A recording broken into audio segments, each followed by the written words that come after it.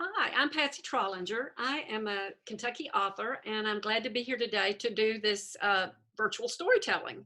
And I'm going to share with you, I'm going to read part of a book. I'm not going to read all of it because I want to spend part of my time talking about ways that you ought to be able to be writing. But I want to read part of this. So that's what I'm going to start with. And the name of the book is Perfect Timing. It's a true story of a boy from Lexington who was born under very difficult circumstances and became extremely famous and wealthy. And I just love the story. And this is a book I wrote. I did not do the illustrations. There's an artist, his name is French. He's Jerome Legarrigou, and he painted oil paintings to illustrate this book. So I love those two. So let's read part of it and talk about it. Perfect Timing, How Isaac Murphy Became One of the World's Greatest Jockeys. And here's how it starts. Isaac walked quickly through the streets of Lexington, carrying a large basket as if it weighed nothing at all. He was short for a boy of 12, but strong. His arms had grown used to the heavy work he did for his mother's laundry business, carrying water, setting up wash tubs, delivering finished loads of laundry.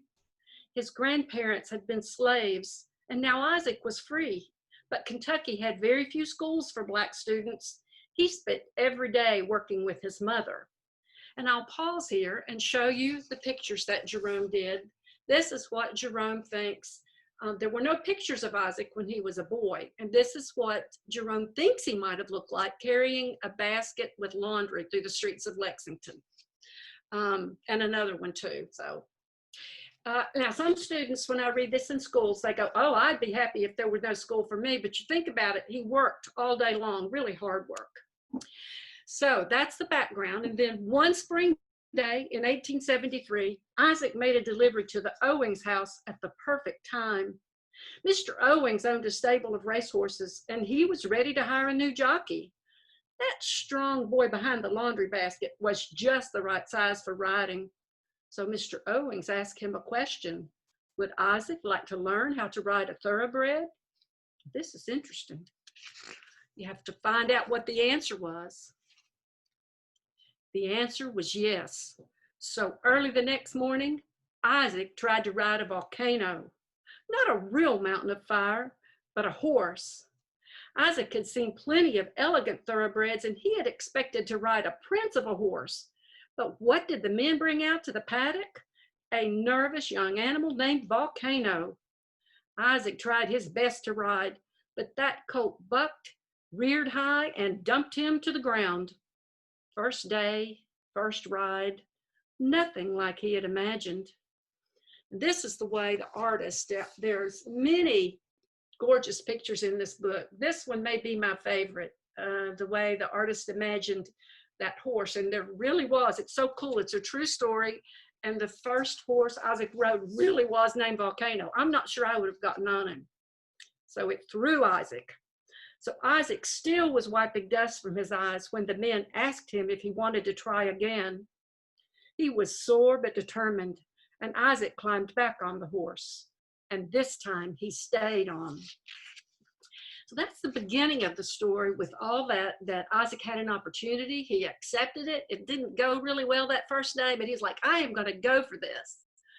And then the next part's one of my favorites for a different reason. I like the part about Volcano because it's exciting, but this one's interesting.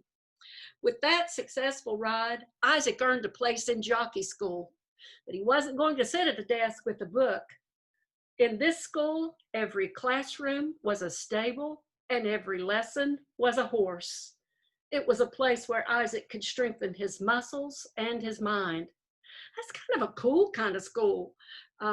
Except they also had to do a whole lot of hard work there. Some of the chores were fun and some of them weren't.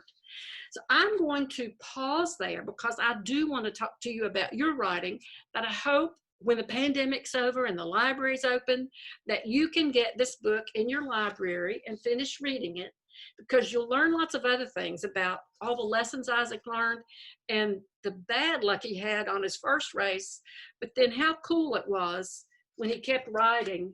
And this is the way the artist envisioned, let me see if I can get that right so you can see it. When he had a really good day and began winning races, And the thing that made Isaac so famous is that he was the first jockey to win the Kentucky Derby 3 times, not just once, but 3 times. And he earned more money and won more races than any other jockey in the 1800s. So it's a really cool story. And if you're the kind of person that likes a list of facts, you can get the book and turn to the back and get lots of dates and other information. So that's a little bit about perfect timing, which I hope you read and look at the pictures. Now I want to talk about something super important about you doing some writing.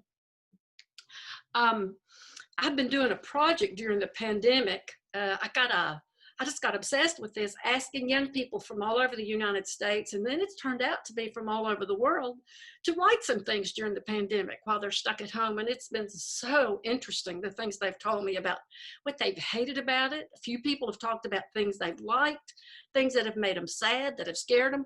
So it's really cool. And what I've been reminded is that people write and speak in lots of different ways. So I'm going to show you one thing that one young person did for this pandemic project. This is from a 10-year-old girl. Let me see if I have all of it. A 10-year-old girl in Kansas. And what she did, she agreed to write the answers to, let's see how many questions I sent her. I just sent her 3 questions because I didn't want her to go, oh, that's too much. So I asked her 3 questions by email about the pandemic, and she answered them. And then we published it on the internet. And if you had the whole page, you would see pictures of her playing soccer and making bread and working a puzzle, because she did all those things too. And then about 3 weeks later, she had done such a good job that I thought it was really cool. And I contacted her and I said, would you interview someone else? So then she did an opposite kind of writing where she decided what the questions should be, and she sent questions to her grandparents in Nebraska. And they sent them to me, and we published those too. So it's kind of cool that you can be on either side of the interview kind of writing. So that's one way, and she was 10 when she did that. She's still 10 right now. Then here's a very different kind of thing. Well, let me entertain you. I'll show you something I wrote when I was 9, I think. Write and draw.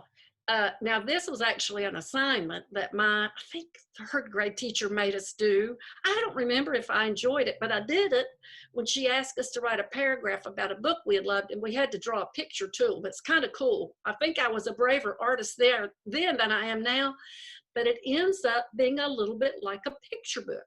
So if you wanted to write a picture book, you could write some text and then draw a picture to go with it. And doesn't matter if other people think it's great art. I happen to think this raccoon is just superb, but it really doesn't matter if other people think it's wonderful. You should try it. And I wrote that with a pencil, and I drew the pictures with a crayon, whereas the girl from Kansas used the computer keyboard to do her story. And I'm going to show you one other kind. Well, actually 2 other kinds. This one I love. It is, some of you would call it a cartoon or comic book. Some of you would call it a graphic novel, and it's called The Adventures of Henrietta and Rudy.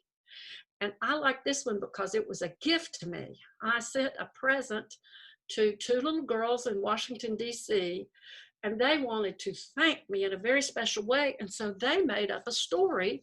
And the way they told the story, I hope I can find the pages. They told it like a graphic novel or a comic book. They drew a whole bunch of little pictures on the page, and if you follow the pictures down the page, you get the whole story. And I love this because it's funny and suspenseful both. At the beginning, it's a family with 2 dogs and 1 cat, and they're all very happy together. But the 2 dogs decide they want a puppy, and so they have a puppy. And they're very happy, but at the end, I'll hold that closer. Can you see the cat? The cat says, I will steal the baby, because the cat's very jealous. And then the author really kept me in suspense because she put to be continued. So she was planning to write a series, but she has not sent me book 2. But anyway, I love this because she drew this with a pencil, And it's really good storytelling. It's got what they call a narrative arc. It goes from everybody being happy to things not so happy. Then I'm going to show you one more.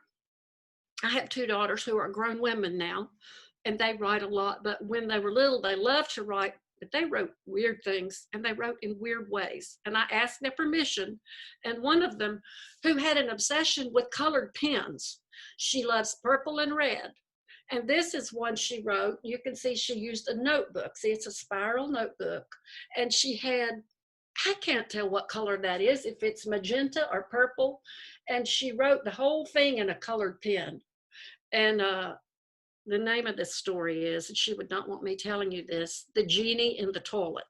I'll let your imagination run wild with that. So that's 4 examples from 4 different people of all different kinds of ways you can do storytelling. And I just wanted to use some time to do that because I hope that you will do that with a pencil, a keyboard, a crayon, an ink pen, a purple ink pen. Write something and do your thing and be a writer. So thank you and have a wonderful day.